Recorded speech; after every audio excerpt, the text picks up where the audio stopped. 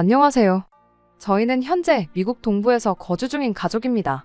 얼마 전에 한국에 남아있는 시댁 식구들과 완전하게 연을 끊었네요. 처음 저희가 미국으로 이민을 가기로 결정했을 때 고민이 많았습니다.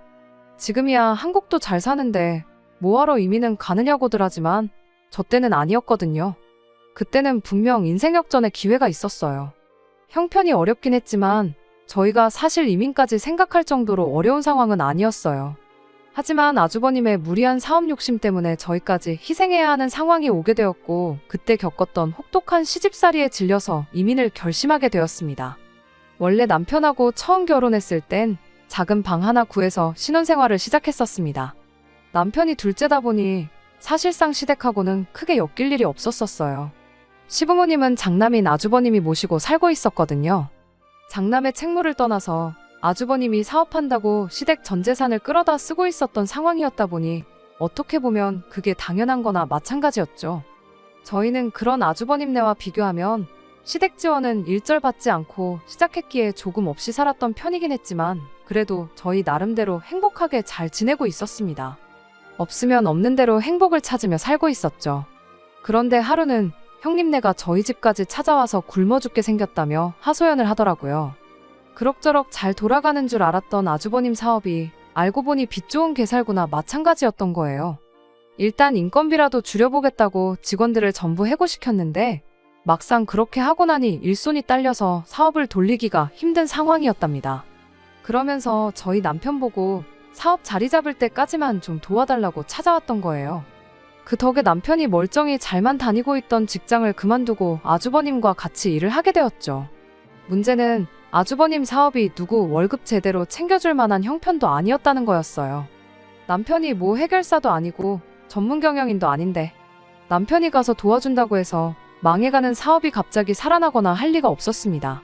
애초에 저희한테 도움을 요청했던 것도 당장 가족이면 인건비 조금 밀려도 될 것 같으니까 직원들 다 해고해버리고 그 자리에 임시방편으로 남편을 꽂아 넣어서 싸게 부려먹을 계획이었던 거였어요. 아주버님을 도와준 지 반년이 다 돼가는 시점에 저희는 월급 구경은커녕 그동안 얼마 모아놓았던 돈까지 까먹어가면서 살아가야 했어요. 살고 있던 집에 얼마 안 되는 대출이자 갚을 형편도 안 되게 돼버리니 숨이 콱콱 막히더라고요. 남편은 그래도 가족인데 언젠간 주겠지 하면서 기다려보자고 했지만 제 입장에서는 참을 이유가 하나도 없었죠. 결국 제가 시댁까지 찾아가서 아주버님한테 우리 월급은 언제 줄 거냐 직접 물어봤습니다. 못해도 생활비랑 대출 갚을 만큼은 줘야 하는 거 아니냐 따졌더니 대신 다른 걸 제안해 오더라고요. 이참에 시댁에 들어와서 당분간 같이 지내면 어떻겠냐고요. 저희가 시댁에 들어와 살면 쓸데없이 이자로 돈을 버릴 이유도 없지 않냐고, 그리고 생활비도 일절 받지 않겠다고 몸만 들어와서 살라는 식이었죠. 사업만 제대로 돌아가면 밀린 월급은 한 방에 주겠다. 그러니 목돈 마련하는 기분으로 잠깐만 기다려주면 안 되겠냐 하는데 남편 월급은 안 줘도 시댁의 생활비는 꼬박꼬박 주고 있었나 본데 뭐 사업자금이 전부 시부모님 재산 끌어다 쓰던 거니 어찌 보면 당연한 일이긴 하지만 솔직히 전혀 솔깃한 제안이 아니었어요. 그런데 옆에 있던 남편이 그거 좋은 생각이라며 당장 그렇게 하자고 대답을 해버린 겁니다. 집에 오는 길에 남편한테 그걸 나랑 상의도 없이 덜컥 결정해버리면 어떡하냐고 한마디 했죠. 남편 설명이 자기가 반년 정도 해봤으니 대충 자기도 보는 눈이 생겼다며 아무리 못해도 길어야 1년만 고생하면 확실히 돈이 벌릴 것 같다 하면서 그 정도는 할 수 있지 않냐고 저를 설득해오더라고요. 결국 그렇게 시댁에 들어가서 살게 되었는데 저를 기다리고 있던 건 혹독한 시어머니 시집살이였습니다. 이렇게 될 수도 있겠다는 건 어느 정도 예상은 하고 있었지만 시어머니는 제 예상보다 더 대단한 분이셨어요. 시어머니는 항상 제가 희생하길 바라셨습니다. 장남 사업만 잘 풀리면 하면서 늘 아주버님 편만 들었어요. 아주버님 사업이 잘 되기 위해선 남편이 무보수로 저렇게 개고생하는 건 물론이고 저 또한 시댁에서 시부모님 모시고 아주버님네 뒷바라지를 하면서 사는 게 당연하다고 생각하셨죠. 오히려 저를 생활비 한 푼도 안 내고 아주버님이 벌어오는 돈으로 밥만 축내는 사람 대접을 했습니다. 생활비를 안 내니까 너는 집에서 몸으로 때워야 한다며 저한테 온갖 집안일을 전부 시켰거든요. 심지어 시조카 2명을 돌보는 것도 제가 해야 할 일이었어요. 제가 들어오면서 형님도 아주버님 따라 사업을 도와주겠다고 같이 출근을 하기 시작했거든요. 형님이 시집살이 대신할 사람 생겼다고 저한테 떠넘기고 일터로 피신했다는 걸 알게 된 건 조금 나중의 이야기였어요. 저는 제 시간을 마음대로 쓰는 것조차 허락되지 않았습니다. 집 전화로 어디 전화라도 하고 있으면 시어머니가 무선 전화로 제 통화를 몰래 듣기까지 했었어요. 통화하는데 난데없이 재채기 소리가 들려서 시어머니가 제 전화를 듣는다는 걸 알게 되었죠. 왜 그러셨냐 물어보니 제가 누구랑 통화하는지 알아내려 그랬다고 뻔뻔하게 나왔습니다. 그런 말도 안 되는 감시까지 받아가며 시집살이 하는 게 정말이지 숨통이 콱 막히는 기분이었어요. 어디 가서 털어놓을 수도 없었죠. 제가 밖에 나갈 수 있는 건 남편하고 외출할 때 아니고선 시장에 장 보러 나갈 때밖에 없었거든요. 조금이라도 제가 늦는다 싶으면 대문 앞까지 나와서 저한테 어딜 쏘다니다가 이제 오냐며 윽박을 지르기까지 했고요. 저녁상에 고기 반찬이라도 있는 날에는 밥도 같이 못 먹게 했었어요. 며느리는 아들 자식들 먼저 밥 먹고 남은 거 먹으라고요. 그나마 그건 저 말고도 형님한테도 해당되는 상황이었기에 조금 덜 억울하기는 했었습니다. 형님은 자기는 벌써 이렇게 몇 년을 살아왔다며 저보고 익숙해지라고 말을 했었는데 누구 때문에 이렇게 된 건데 저딴 소리를 하는지 할 수만 있다면 빨래집게 같은 걸로 형님 주둥이를 찝어놓고 싶은 심정이었어요.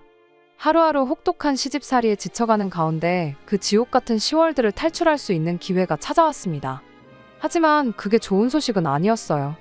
1년이면 가능성이 보이니 참고 기다려보자던 남편의 바람과는 다르게 날이 갈수록 아주버님 사업이 안 좋아져서 어떻게 손 쓸 방도가 없는 상황이 와버린 거죠. 애초에 인건비 아낀다고 될 사업이었으면 진작에 잘 되었을 거란 생각을 했는데 남편 포함한 식가족들 전부 아주버님의 어디 뭐를 보고 그렇게 희망적이었는지 싶었네요. 아무튼 아주버님이 이젠 그나마 시댁 생활비랍시고 벌어왔던 수입까지 사라져버리게 된 상황에 저는 이 위기를 기회로 활용해야겠다 생각했어요. 남편이 말했던 1년도 지났으니 이제 저희는 그만 발을 빼버릴 계획이었습니다. 하지만 이런 상황에서도 시댁 식구들이 가족이니까 라는 마법의 단어 한마디를 꺼내니 어떻게 할 방도가 없더라고요. 이렇게 어려운 상황에 가족들 내치고 니들끼리만 잘 살 생각이냐며 저보고 이기적이다 어쩐다 뭐라고 하더라고요.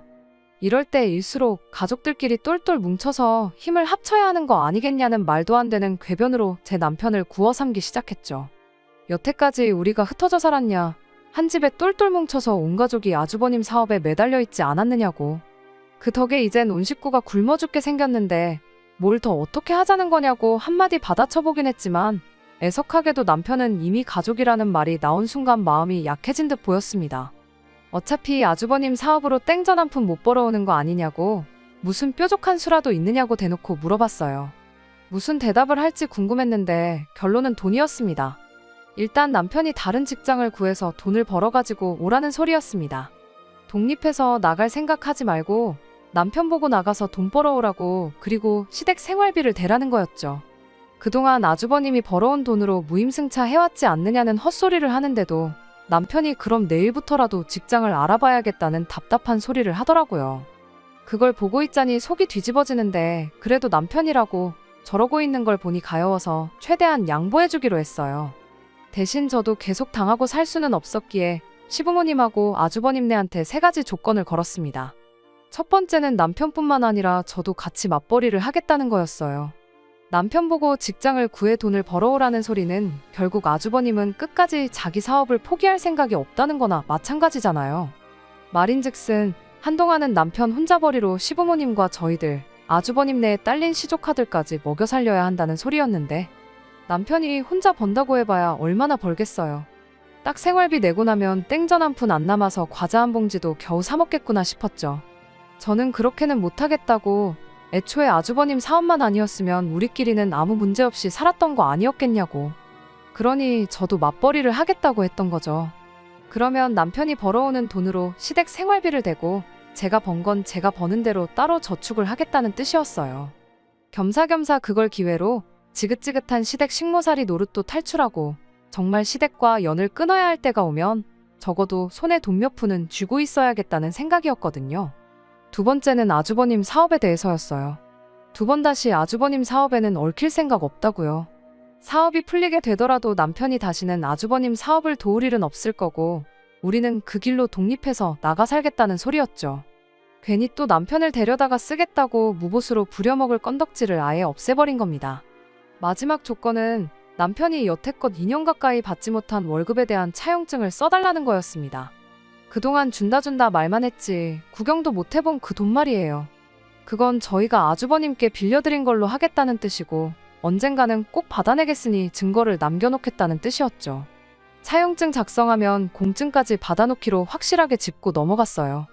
얼굴 표정만 봐도 제 조건들이 마음에 안 든다는 게 전부 표가 났지만 당장 자기들 코가 석잔데 선택권이 있었겠나요? 남편이 안 벌어오면 당장 굶어 죽게 생겼는데 말이에요.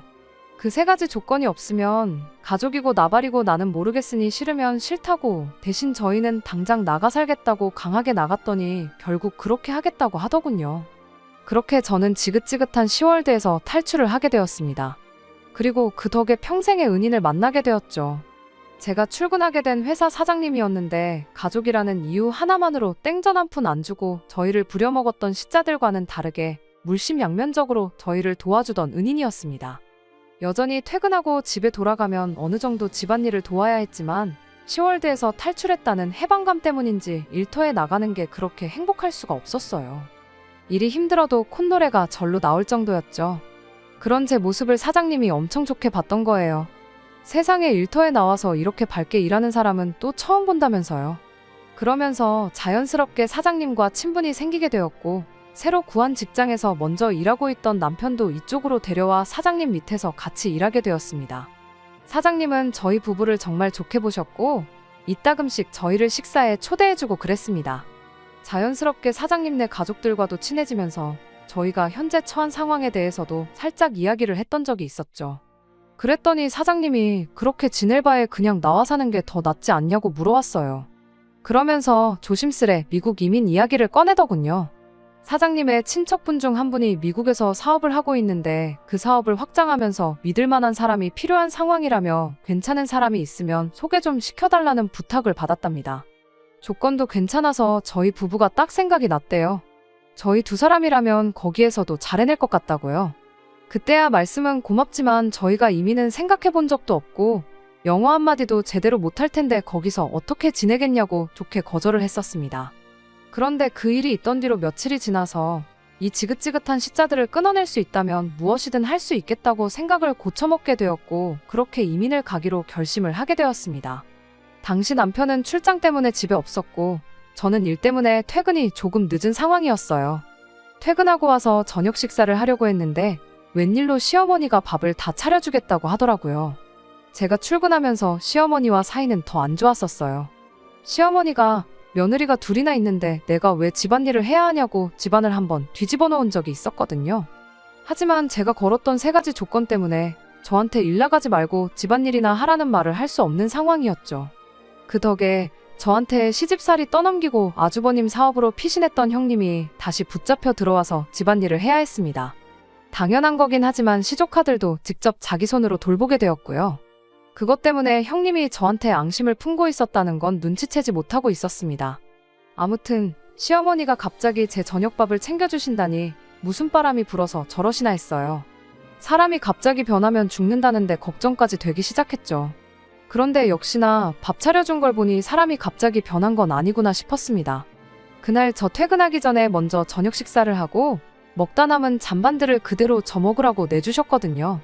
밥그릇에 양념도 조금 묻어있고 그릇 안에 밥풀 꼬라지를 보아하니 그날 저녁에 먹다 남은 밥을 한 그릇에 모아다가 위에다가 대충 흰밥으로 덮어놓고 저한테 내준 게 다 티가 나더라고요. 국이라고 소고기 묵국을 떠줬는데 고기 한 점 없는 건 둘째치더라도 국물에 고춧가루 몇 개가 둥둥 떠다니는 게 이것 또한 가족들이 먹다 남긴 국을 가지고 한 그릇 만들어서 저한테 내준 거였어요. 이게 뭐냐고 따지고 싸우기도 싫어서 그냥 식욕이 없어서 안 먹겠다고 자리에서 일어났는데 시어머니가 안 먹으면 너만 손해지 하면서 그 밥이랑 국그릇에 랩을 씌우더니 그걸 그대로 얼리더라고요. 그건 왜 얼리시냐, 음식물 쓰레기 같은데 그냥 버리셔라 했더니 이 아까운 걸 왜 버리냐고 얼려놨다가 내일 그대로 데워서 줄 테니 저보고 먹으라고 하는 겁니다. 어이가 없어서 누가 봐도 먹다 남긴 음식 모아다가 저한테 준 거 뻔히 보이는데 제가 그걸 왜 먹냐고 따졌어요. 시어머니는 내 가족 한 식구들이 먹은 건데 더럽긴 뭐가 더럽냐고 옛날에 며느리들은 다 이렇게 밥을 먹었다고 하는 겁니다. 형님이 슬쩍 나와서 한마디 보태는데 생활비도 없는데 한 푼이라도 아껴야 하지 않겠냐며 이젠 돈 좀 버니까 어른들이 우습게 보이냐고 그러는 거 아니라고 뭐라 하더라고요. 그때 이게 시어머니랑 형님의 합작이라는 걸 눈치채게 되었고 형님이 저한테 앙심을 품고 있다는 것도 알게 되었죠. 같은 며느리라고 이해해주는 척하면서 익숙해지라고 하더니 알고 보니 심보가 뒤틀린 게 시어머니보다 더하면 더했지 절대 덜한 사람은 아니더라고요. 그때 저는 결심했어요. 이 시자들하고는 2번 다시 상종도 하지 말아야겠다고요. 다음날 출장 다녀온 남편한테 이민을 가야겠다고 말을 꺼냈죠. 남편은 갑자기 왜 그러냐며 저를 말렸지만 전날 있던 일을 듣더니 아무 말도 잊지 못하더라고요.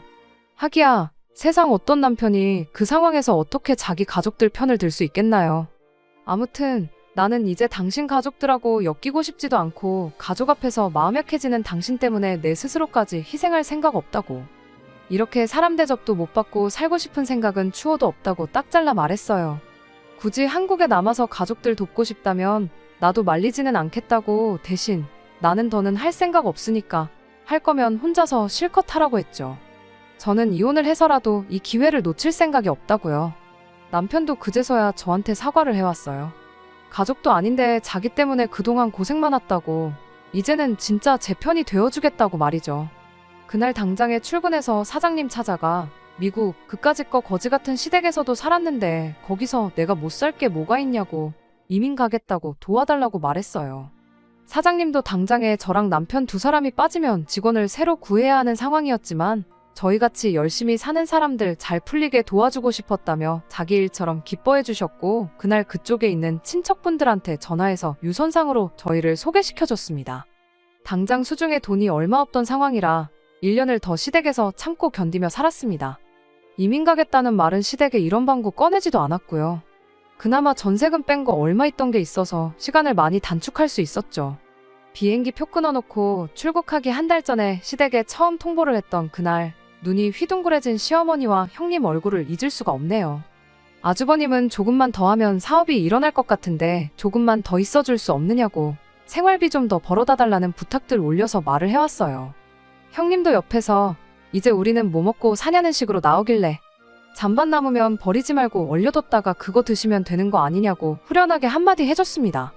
아니나 다를까 시어머니 입에서 가족 이야기가 나오길래 거기에도 한마디 해줬죠.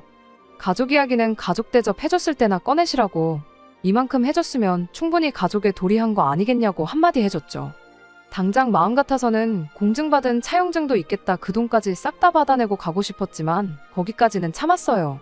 이미 시댁 식구들 2눈이 휘둥그레져서 당황하는 꼴을 보니 어느 정도 마음도 풀렸고 이민에 대한 확신도 생겼거든요. 이민 떠나서 15년 동안 고생해서 자리 잡은 이야기는 짧게 정리할게요. 제가 나중에 자서전을 쓰더라도 너무 지루해서 할 이야기가 별로 없을 것 같아요. 대충 정리하자면 소개받은 친척분 밑에서 일을 시작했고 그쪽에서 영주권도 해결해줘서 자리를 잡을 수 있었습니다. 이민 첫 해에 아이까지 생겨서 더 열심히 일을 했고 일 배운 지 10년이 지나니 저희한테 가지고 있던 사업체 하나를 양도해 주셨어요. 지분관계가 있어서 수입의 일부는 나누기로 했지만 저와 남편 그리고 저희 아이까지 세 가족이 먹고 사는 데는 지장이 없을 정도로 넉넉한 수입이었습니다. 저희도 완전히 자리를 잡았다 보니 저희도 이제 저희들만의 사업을 구상하기 시작했어요. 미국에서 사업하면서 느낀 건 믿을 사람 구하는 게 참 쉬운 일이 아니라는 거였죠. 그러다 남편이 아주버님 이야기를 꺼내왔어요. 가족들만큼 믿을 만한 사람이 또 어디 있겠냐면서 말이죠. 15년을 연락도 안 하고 살았더니 그렇게 치를 떨도록 싫어했던 마음도 조금 옅어졌었나 봐요. 하지만 그렇다고 해서 아주버님과 동업을 하고 싶은 생각은 추호도 없었죠. 애초에 수완도 없는 사람인데 무슨 동업은 동업이냐고요. 남편은 그래도 혹시 아냐고 세월이 지나서 형님도 바뀌었을 수도 있지 않겠냐, 돈은 못 벌었을지언정 끈기도 있고 자기 일은 열심히 하는 사람이니 기회를 줘볼 수도 있는 거 아니냐고 연락이나 한번 해보자고 물어보더라고요. 남편이 아닌 척하고 있긴 했지만 자기 가족들을 그리워한다는 느낌을 지울 수가 없었죠. 시아버지 돌아가셨을 때 장례식도 못 갔었고 우리 아이도 할머니를 한번 만나보고 싶다는 말을 언젠가 했던 적도 있었고요. 그게 신경 쓰이기 시작하니 연락이라도 한번 해볼까 싶긴 하더라고요. 아버님 돌아가셨을 때 장례식에 참석 못한 이유로 그때부턴 정말 시댁과 일절 연락을 끊고 지냈었는데 저 몰래 연락은 하고 지냈을 줄 알았는데 정말 그 이후로 남편 또한 시가족들과 전화 한 통 주고받은 적이 없었나 봐요. 처음엔 애비 장례식도 안 와놓고 이제 와서 왜 연락했냐며 분위기가 안 좋았는데 언제부터 사이가 안 좋았냐는 듯 평범한 가족들처럼 대화를 주고받고 보고 싶다니 어쩐다니 하는 이야기까지 오갔거든요. 형님도 능청스럽게 어머님한테서 전화기 뺏어다가 저한테 친한 척을 했고요. 그걸 보니 여전히 시어머니 모시고 같이 사는구나 싶었네요. 아주버님하고 통화 좀 하려고 전화했다고 하니 일 나가서 아직 안 들어왔다고 하더라고요. 겸사겸사 사업은 아직도 하고 있느냐 물어봤는데 어물쩍 말을 흐리고 말을 돌렸어요. 아주버님이 저녁 9시는 돼야 집에 오니 그때 다시 전화하겠다 말하고 전화를 끊었습니다. 그리고 다음날 아침 일찍 전화를 했더니 아주버님이 전화를 받았고요. 언제 그렇게 사이가 나빴냐는 듯 평범한 가족들의 대화를 주고받았어요. 어떻게 지내냐, 잘 지내냐, 몸 건강하냐 그런 사소한 이야기들 잠깐 주거니 받거니 하다가 남편이 먼저 말을 꺼냈습니다. 미국에서 사업을 확장할 계획인데 혹시 같이 와서 할 생각은 없느냐고요. 아주버님은 살짝 고민하는 듯한 투로 대답을 했어요. 안 그래도 저희가 한국에 있을 때만 해도 애기였던 시조카들이 이제 대학 갈 나이가 되었다 보니 자식 공부 생각하면 그것도 좋은 것 같다는 식으로 말을 꺼내왔지만 요즘 사업이 너무 잘 돼서 정신없이 바쁘다니 어쩐다니 하면서 곤란하다는 식으로 대답을 하더라고요. 남편과 저는 아차 싶었죠. 사실 진작에 사업은 말아먹지 않았을까 생각했는데 정신없이 바쁠 정도로 잘 된다니까 말이에요. 저희가 처음 왔을 때와는 다르게 요즘은 한국에서 돈 잘 벌면 굳이 미국까지 나와서 살 이유가 하나도 없거든요. 그래서 당연히 안 오겠거니 싶어서 알겠다 말하고 가끔씩 이렇게 연락이나 주고받자 말하고 빠른 포기를 했죠. 그런데 당장 곤란하겠다고 대답한 아주버님이 순식간에 태도를 바꾸더군요. 사업은 잠깐 직원들한테 맡겨놓을 수도 있는 거고 하면서 여지를 남기는 거예요. 저희가 돈은 얼마나 버는지 현지 생활은 어떤지 하면서 꼬치꼬치 저희 생활에 대해 캐묻기 시작하면서 한번 자기도 도전을 해보고 싶다 이런 식으로 나오더라고요. 아주버님이 긍정적으로 생각해보겠다 하니 남편이 엄청 기뻐하는 게 눈에 보였습니다. 아버님 장례식은 당시 저희가 영주권 문제로 귀국을 할 수 없었던 이유가 있었지만 아무튼 그 이후로 가족들과 완전히 연락 끊고 지내면서 알게 모르게 마음고생을 했었거든요. 게다가 가족을 그렇게 끔찍하게 생각하던 사람이었으니 피부치가 얼마나 그리웠을지 어느 정도 상상이 갔어요.